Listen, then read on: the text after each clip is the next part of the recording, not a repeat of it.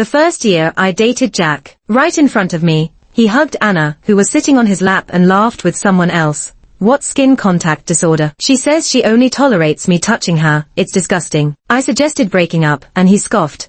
Who else can you be with if you can't stand anyone else touching you but me? Later on, he caught me going weak in the knees from making out with his Uncle Ken. Jack freaked out. Tearfully, he pleaded for us to get back together, calling me by my nickname. I smiled slightly, linking arms with Ken. Jack, based on family hierarchy, you should call me Auntie. In the early hours, I got a text from an unknown number.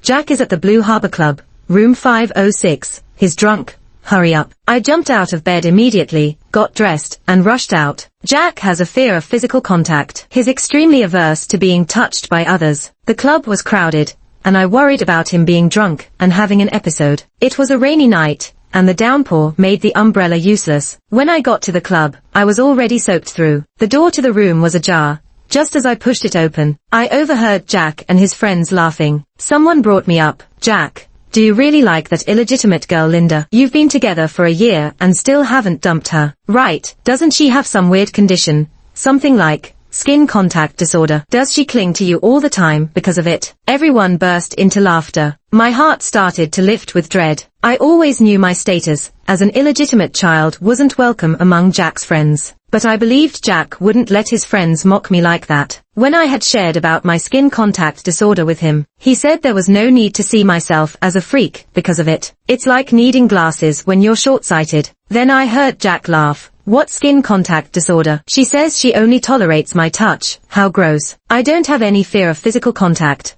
I was just playing her. She totally bought it. When I said it, she'd get so worried that she'd ask for my permission to hug me when she felt sick. There was a roar of laughter from inside. Some even whistled. It was like being plunged into icy water. My hand shook as I gripped the doorknob. My feet felt frozen in place, unable to take another step. All this time, my skin contact disorder was just a joke to Jack. Even I, as a person, was just a big joke to him. His fear of contact was just a lie to avoid getting close to me. The tenderness I thought Jack had for me suddenly collapsed. For the sake of messing with me, he was truly a skilled actor. I laughed derisively and was about to leave, but the door was pulled open from the inside. Suddenly, countless eyes were on me, soaked to the skin. I must have looked a complete mess. Water was dripping from me, and my hair was clinging in strands. Caught off guard, I locked eyes with Jack. There was no guilt or retreat in his gaze. He met my eyes confidently, with a playful look still lingering. A girl in a red dress sat on his lap, without any intention of moving away. I knew her, Anna. She waved her phone at me triumphantly. She was the one who texted me. My mind went blank. So this is what Jack meant by fear of physical contact. Someone saw me and exaggeratedly acted scared.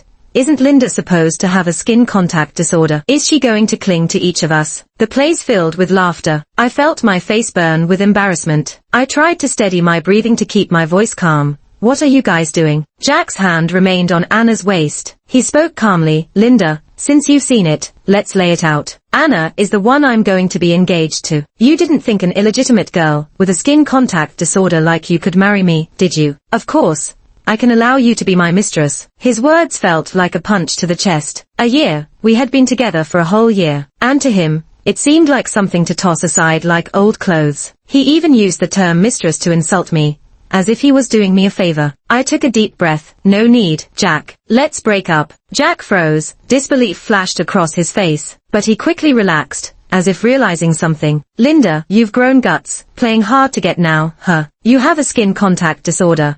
I'm the only one you don't reject. Who else will you find after leaving me? Don't you remember how you begged me to hold you, kiss you, like a dog, whenever you needed it? Each of Jack's words sent blood rushing to my head. Describing my episodes like that, it was as if he stripped me naked for everyone to see. I looked towards the person sitting at the head. Legs crossed, he sat lazily on the sofa, his chiseled profile hidden in the shadows. His presence was imposing yet indifferent, relaxed yet commanding. Since I entered the room, he was the only one who hadn't spoken a word. I sneered at Jack. Is that so? Then I walked over to the man, grabbed his collar and leaned in, kissing him. I felt him tremble beneath me. He raised his hand, clearly to push me away, but didn't. How strange. As someone with skin contact disorder, growing up, Jack was indeed the only person I didn't mind touching me. With others, even just linking arms made me uncomfortable, even nauseous. But kissing this man, there was no discomfort. Instead, A pleasant thrill spread throughout my body, an uncontrollable desire to go further with him. After a brief 5-second lip lock, I pulled back, looked into the man's composed gaze, and Jack's shocked eyes. He released Anna, his voice shaking. "Linda, what are you doing?" "That's my uncle." "Uncle?" I was startled. Everyone knows Jack's uncle Ken is incredibly powerful, ruthless, notoriously hard to deal with. He's known for being strictly proper, especially steering clear of women thrown at him. There was even a case where a partner sent a woman to his bed. He cut the partnership off immediately, and the partner ended up blacklisted. Their business tanked soon after. Clearly, I had just stepped all over his boundaries. Anna couldn't wait to gloat. "Linda, you're really fearless, daring to provoke even Jack's uncle. You should worry about whether you can keep living in Boston." Talk about a series of unfortunate events. Who would have thought Jack's uncle looks so young? I actually thought he was one of Jack's buddies. I felt a bit down, pressed my lips together, and was about to apologize to Ken when he grabbed my wrist. His hand was warm, a comforting kind of warmth, making me tremble uncontrollably. I wanted to get closer, even closer. Ken stood up, his eyes flat and emotionless. Despite that, an undeniable aura surrounded him. He spoke with a steady, cool voice. "Jack, you're overstepping today. I'll take her back. You guys continue." With that, he pulled me along to leave. No one saw this coming. Nobody knew why Ken, who usually kept away from women, tolerated a kiss from a stranger without causing a scene. Jack's face darkened, annoyed. Anna, who initially had a gloating smile, now looked like she'd just swallowed a bug. I didn't look back at them. Ken's sleeves were rolled up, revealing defined muscles. His fingers gently rubbed my wrist, sending shivers throughout my body. I swallowed hard. Desperately, I wanted to feel his touch. The moment we got in the car, Ken's lips found mine. I tried pushing him away, but he held my hands above my head. I couldn't help but bite his lip, making it bleed. When the kiss ended, my cheeks were burning red, and I was breathless. Ken caressed my chin. "Why did you push me away? You were enjoying it, weren't you?" My chest heaved as I gasped for air. The rain-soaked clothes clung to me, a reminder of how shameful the day had been. In that cramped space, looking at this impeccably dressed man, I felt tears welling up. People in their circles, be it Jack or Ken, did they just see me as some amusing plaything? Were they just watching for my reaction, and eagerly waiting for abandonment? Ken noticed my eyes were red and sighed softly. He wiped a tear from my face, saying, "Don't cry." I was too impatient. Didn't Jack say you could only stand his touch? Why aren't you repulsed by me? It felt like a secret thrill had been exposed, and I was flustered. I mumbled, "I don't know." Ken suddenly confessed, "Linda, no one really knows,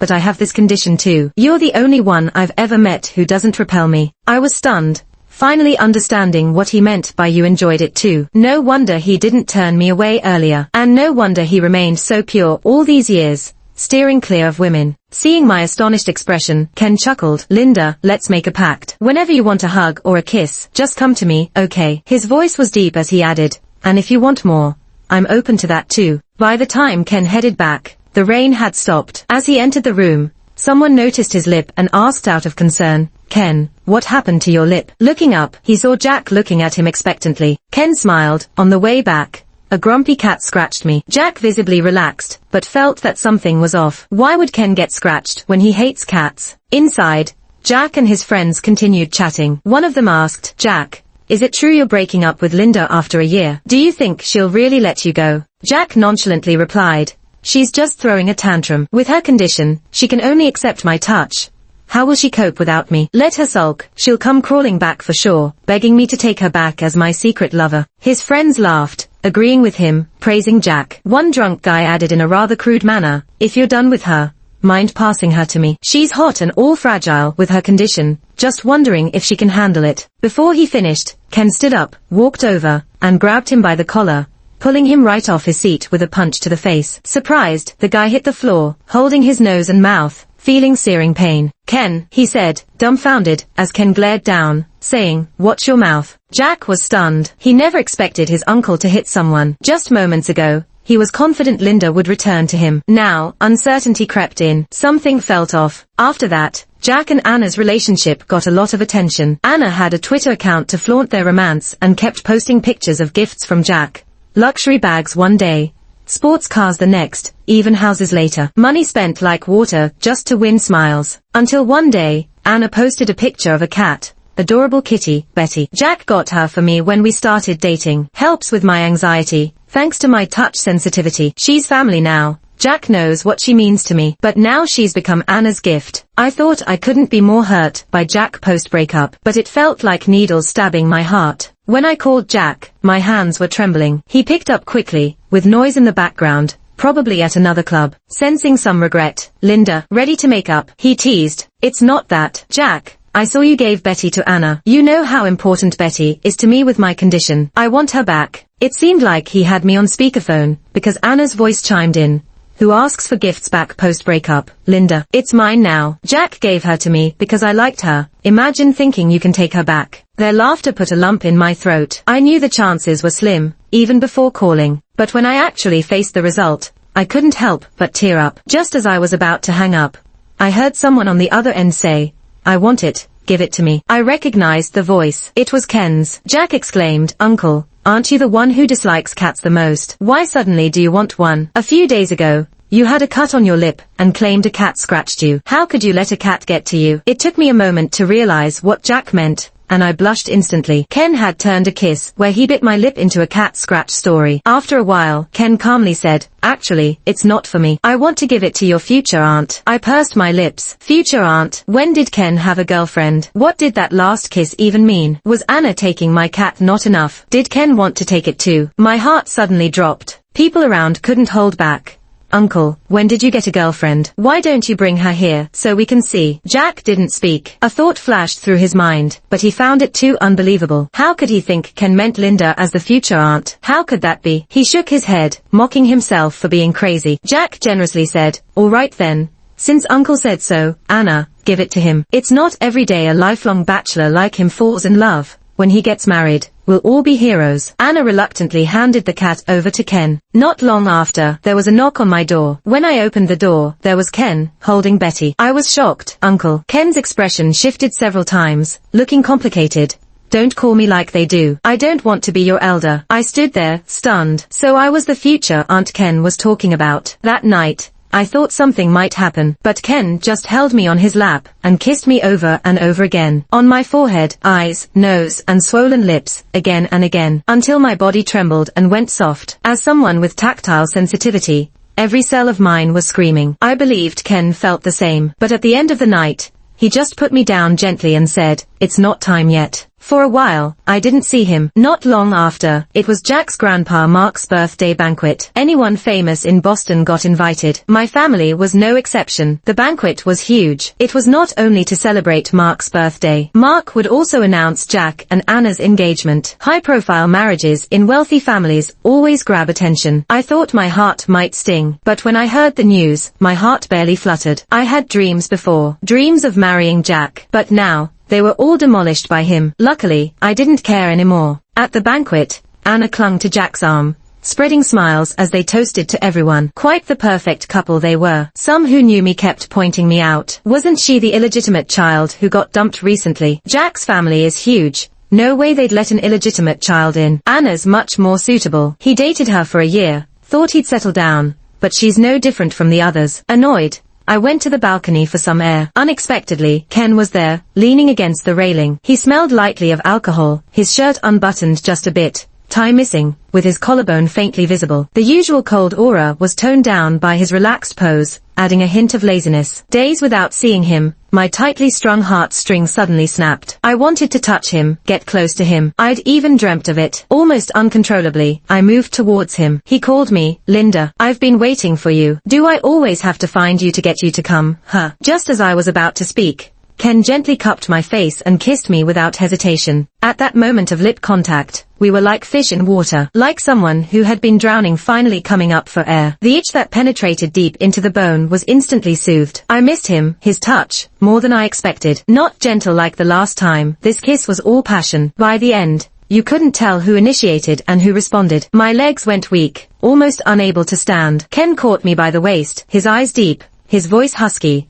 "Come home with me tonight. Okay." Before I could respond, I caught sight of someone standing in the shadows not far away, unsure how long they'd been there. It was Jack, his expression dark, eyes filled with disdain. He spoke with uncovered mockery. "Linda, at Grandpa's birthday party, messing with some trashy guy." Trashy guy? Ken looked annoyed at being interrupted, turning slowly. "Jack, can't you read the room?" Jack, shocked. "Uncle, How is it you? Linda's my girlfriend, you can't. Ken interrupted. She's no longer your girlfriend, Jack. That night at the club, you two broke up. Now, I am the one pursuing her. Ken clasped my hand tenderly. It felt like fireworks exploded in my mind. I stared at Ken in shock. Even when I was with Jack, he never talked about pursuing me seriously, because in their circle, the biggest taboo was seriousness and falling hard. Jack seemed lost, his face growing darker. Uncle, you don't know, Linda's sick. She has tactile sensitivity, only tolerates my touch. Anyone else makes her nauseous. She can't be with you. Oh, is that so? Just then, Ken pulled me in, kissing me deeply. Completely unexpected, a kiss. After a minute, he let go of me. I was red,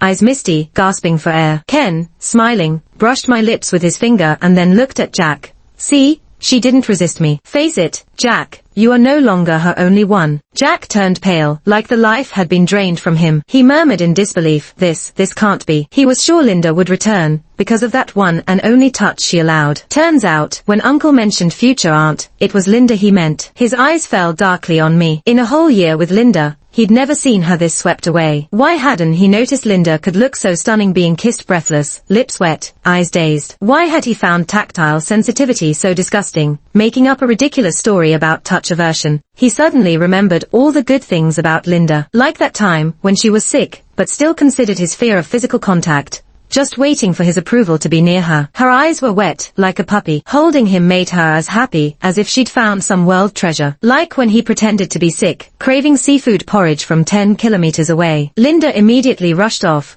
covering that distance to bring it back for him. After that, he checked Anna's phone and realized that Linda went to the club only because she was worried he might have an episode after drinking. Jack suddenly felt something he always took for granted was breaking apart inside him, painfully being removed. When he finally noticed that empty space could never be filled again, it was only then that he understood Linda held a unique place in his heart. But all those good things would no longer belong to him. After that day, Ken told me he needed to leave Boston for a week on a business trip. I was surprised to learn that Jack postponed his engagement party with Anna for me. I blocked him on everything. Unable to reach me, he showed up at my school to confront me. Compared to the last time I saw him, he looked much more worn out. There were dark circles under his eyes, and even some stubble on his chin. Linda, I've postponed the engagement with Anna. If you still want to be with me, I'll talk to Grandpa and cancel the marriage. You know it's a high society arrangement. I had no choice. I took a step back. Stop pretending, Jack. You weren't forced. I saw you the day we broke up, and you seemed perfectly content with it. You even gave my cat to Anna. Besides, as you said,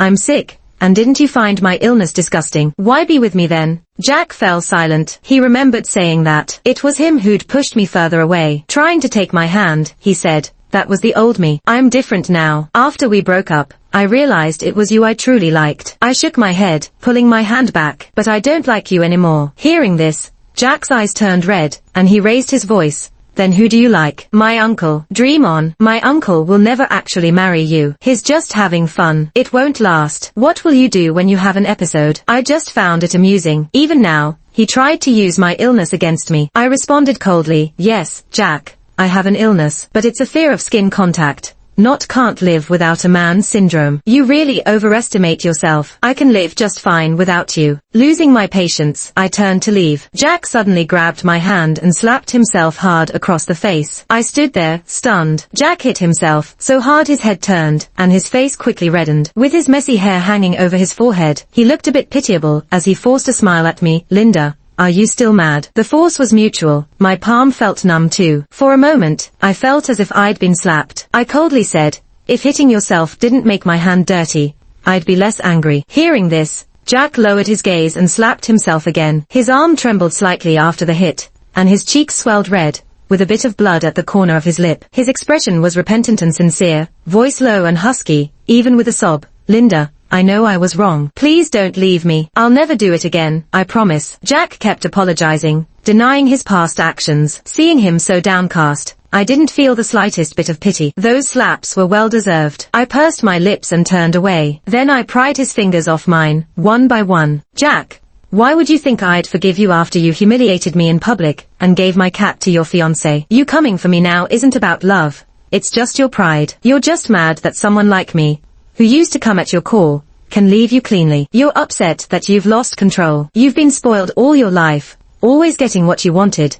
so maybe you don't even know the meaning of loss. You might think my breakup was just a ploy. The more I said, the paler Jack's face got. By the end, he was almost swaying, barely able to stand. Don't come looking for me anymore. There's nothing left between us. After that day, Jack didn't bother me again. He'd always been proud, so coming to find me was already a big step down for him. Without a warm reception, he'd never try again. But I didn't expect that the next day, on my way home from school, a van stopped beside me. The door slid open, and someone quickly grabbed me, one hand over my mouth and the other around my waist, pulling me inside. Before losing consciousness, I unlocked my phone from memory and dialed Ken. When I opened my eyes again, Anna was sitting in front of me with impeccable makeup, holding a teacup, flanked by 4 menacing guys. Seeing me awake, she walked up and lifted my chin with her foot. Linda, I'm not sure what tricks you used to make Jack change his mind, but he defied Mark to call off our engagement. Mark was so mad he beat him up, but he still asks if you visited him. Anna's eyes were suddenly venomous, and she let out a laugh. You said you have a skin contact disorder, right? Well, let's see how you handle those 4 guys behind me. I'll make sure you get up close and personal with them and send the video to Jack. Let's see if he still wants you then. Anna gestured, and the 4 men advanced on me. My skin started twitching with anxiety, a fear and disgust for the impending contact. I tried helplessly to back away, but was tied in place. Just then, the door burst open with a thud. Ken stood in the doorway, his face cold. He stormed in, knocked the 4 men to the floor, and stomped hard on their wrists. The sound of bones breaking mingled with their screams. Freed from my bonds, I threw myself into Ken's arms, and the tears just wouldn't stop. I caught a whiff of the fresh cedar scent on Ken, and the nausea and disgust from the earlier touch finally subsided. Ken cupped my face, gently wiping away my tears. It's okay now, it's all okay. I then noticed Ken's hands were trembling slightly. He was still shaken. Outside, the place was surrounded by police cars. Anna got caught as soon as she ran out. The evidence was solid.